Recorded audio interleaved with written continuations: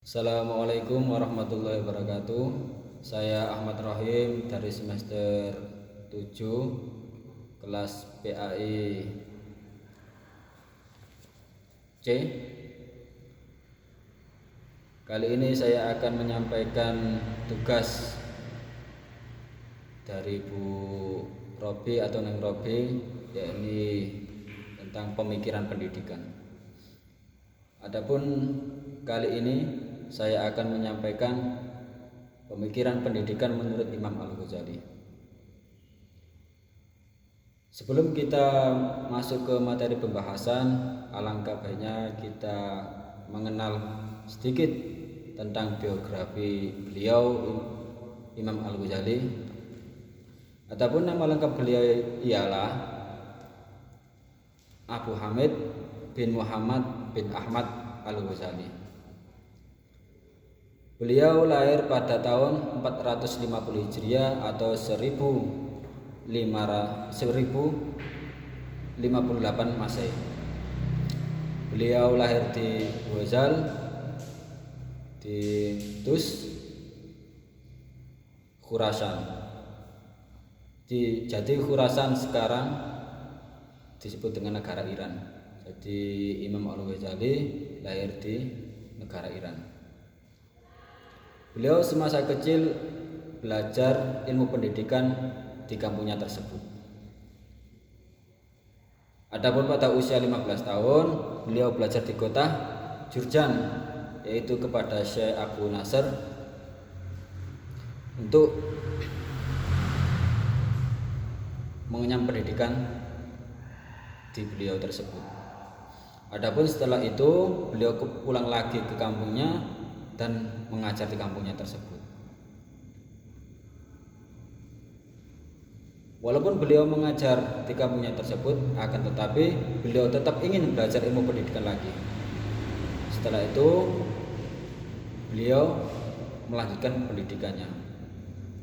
Jadi beliau melakukan pendidikan di Naisabur ke Syekh Imam Al-Haramain. Adapun selama beliau di situ, beliau terkenal dengan kecerdasannya dan kepandaiannya. Beliau di situ belajar ilmu kalam dan ilmu filsafat. Setelah sepeninggal gurunya Imam Al-Haramain, Imam Al-Ghazali diangkat menjadi guru besar di sekolah di madrasah tersebut. Walaupun beliau sudah menyandang sebagai guru besar, akan tetapi tidak menutup hasrat keinginannya dalam mengenyam pendidikan. Jadi beliau melanjutkan lagi mencari ilmu. Jadi pas pada tahun 479 dia diangkat menjadi guru besar. Setelah itu beliau mengenyam lagi di Syekh Nizam Al-Mulk pada umur 31 tahun. Dan pada umur 34 tahun beliau diangkat menjadi guru besar di madrasah tersebut atau di universitas tersebut. Itu di Universitas Nizamiyah. Setelah beliau diangkat menjadi guru besar di madrasah tersebut, beliau melakukan ibadah haji di Madinah dan Mekah. Sepulang dari beliau haji, beliau lebih mendalami ilmu kesufiannya. Jadi setelah beliau haji, beliau menetap di Palestina.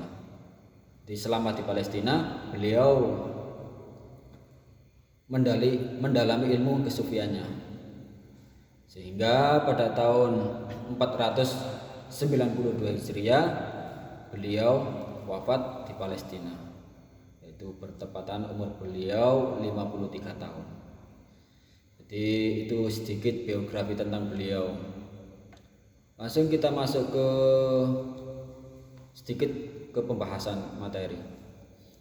Jadi karya beliau itu banyak. Ada yang mengatakan bahkan sampai 407 judul buku, ada yang mengatakan 228 judul buku, ada yang mengatakan 98 judul, dan juga masih banyak yang lainnya. Itu menurut sebagian para ulama. Jadi ulama berbeda pendapat tentang karangan beliau. Di antaranya ada kitab Al-Basit, ada kitab Jawahirul Quran. Adapun kitab yang paling populer sehingga pada saat ini yaitu kitab Ihya Ulumuddin. Jadi banyak karangan-karangan ilmu beliau. Tetapi yang paling populer hingga sekarang yaitu kitab Ihya Ulumuddin. Langsung kita ke materi atau ke pembahasan. Jadi pemikiran pendidikan menurut Imam Al-Ghazali itu ada beberapa aspek. Yang pertama ada tujuan pendidikan. Yang kedua ada kurikulum. Yang ketiga ada kode etik guru atau pendidik, dan juga ada kode etik peserta didik. Dan yang keempat ada metode pembelajaran. Jadi itu ringkasan dari kitab-kitab beliau tentang masalah pendidikan. Dikumpulkan menjadi 4 aspek tersebut. Yang pertama tujuan pendidikan. Tujuan pendidikan menurut Imam Al-Ghazali juga ada 3 aspek. Aspek yang pertama yaitu aspek kognitif, yaitu meliputi kecerdasan, pembinaan nalar, kepandaian. Itu yang pertama. Yang kedua ada aspek afektif, yaitu tentang kolbu, tentang kerohanian. Itu yang kedua. Yang ketiga ada aspek psikomotor, yaitu meliputi tentang kesehatan jasmani dan juga tentang keterampilan. Itu yang pertama, tujuan pendidikan. Masuk yang kedua yaitu tentang kurikulum. Beliau mengklasifikasikan ilmu pengetahuan menjadi beberapa bagian atau kurikulum menjadi beberapa bagian.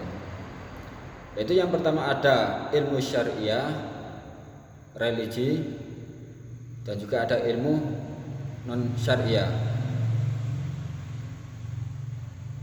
atau ilmu ghairu syariah, dan juga ada ilmu akliyah. Itu yang pertama. Yang kedua ada ilmu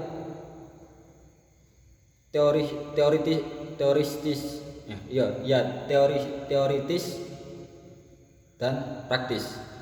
Itu yang kedua. Yang ketiga ada ilmu huduri atau ilmu yang dihadirkan, dan ada ilmu husuli, ilmu yang diperoleh. Itu yang ketiga. Yang keempat ada ilmu fardu ain, dan juga ada ilmu fardu kifayah. Jadi kurikulum menurut beliau diklasifikasikan menjadi 4 bagian. Jadi 4 bagian itu tadi.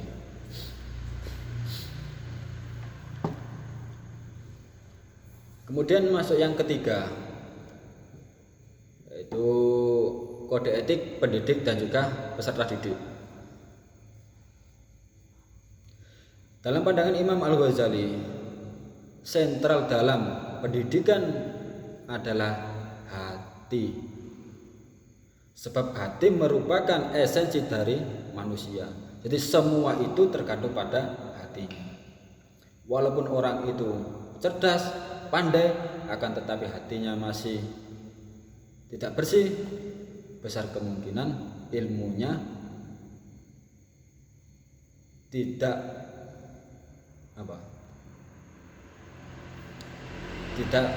bisa menuntun perilakunya. Jadi menurutnya substansi manusia bukanlah terletak pada unsur-unsur yang pada fisiknya. Jadi menurut beliau itu kode etik pendidik peserta didik bukan karena unsur fisiknya, akan tetapi tentang hatinya. Makanya seorang guru harus bisa atau harus tahu dan juga harus bisa mengajarkan gimana cara anak didiknya ini supaya mempunyai hati yang bersih sehingga akhlaknya menjadi bagus. Itu yang ketiga. Jadi kode etik pendidik dan peserta didik. Kemudian yang keempat, metode pendidikan dan pengajaran. Nah, di dalam sini beliau tidak mengemukakan dengan tegas metode tertentu untuk diterapkan di suatu pengajaran. Jadi beliau membahas tentang metode pendidikan dan pengajaran itu tidak terlalu dikemukakan. Itu yang keempat, yang terakhir. Jadi semua kesimpulannya, Imam Al-Ghazali adalah sosok pemikir konservatif religius. Salah satunya tercermin dalam tujuan pendidikan yang diungkapnya, yaitu tercapainya kesempurnaan insani yang bermuara pada mendekatkan diri kepada Allah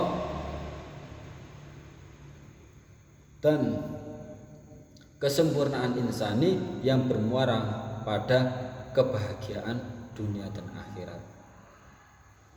Jadi intinya menurut Imam Al-Ghazali tadi,